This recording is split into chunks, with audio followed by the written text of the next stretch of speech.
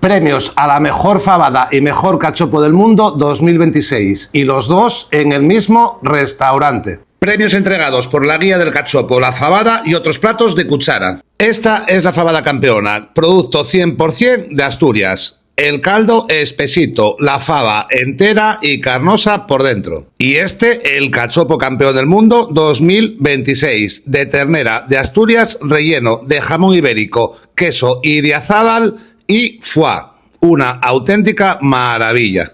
No nos quisimos ir sin probar los postres de chocolate con avellanas y helado y una tarta de maracuyá espectacular. Y es que estos chicos lo hacen todo perfecto. Así recibieron su premio. Yantar, Barrio de las Letras, Madrid.